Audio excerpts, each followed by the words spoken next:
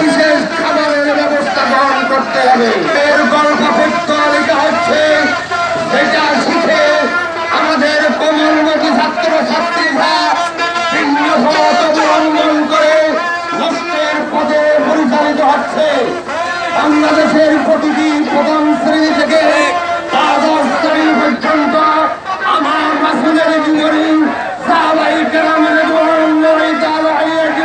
জীবনী, আহলে বাইতের জীবনী, শাহজালাল মুজাদ্দিদ আমিনী রাহমাতুল্লাহির জীবনী যদি অন্তর্ভুক্ত করা হয়, আমার ছেলেরা, আমার কোমলমতি ভাই বোনেরা দ্বীন ইসলাম শিখবে, জানবে, আদর্শ নাগরিক এবং জাতির গর্বিত সন্তান হিসেবে তৈরি হবে।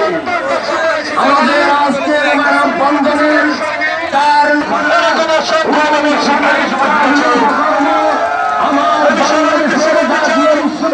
বিশ্ববিদ্যালয়ের ছাত্ররা, মাধ্যমিক উচ্চ মাধ্যমিকের ছাত্র ছাত্রীরাতে পণ্যদ্রব্য পৌঁছে দিয়েছে।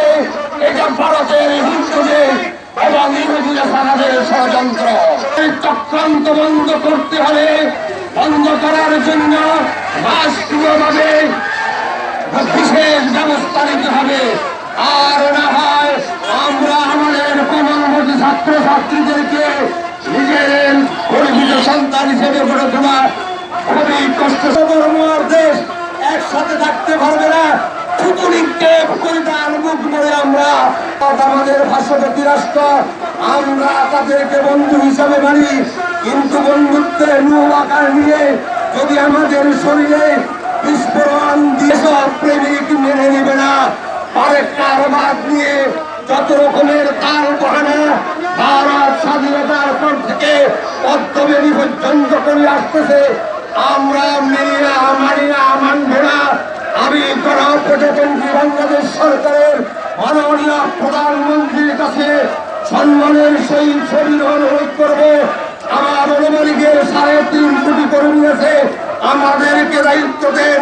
ফারাক্কা বাদ আমরা আমাদের নিজেদের অর্থ দিয়ে ছোট্ট করে ভেজে বাংলাদেশে পানি যেন ভারত থেকে আসতে না পারে সেই সুব্যবস্থা আওয়ামী লীগের আক্তার হোসেন বাকারি, আবুল হাসান শেখ নেতৃত্বে আমরা ফারাক্কার বাদ তৈরি করব।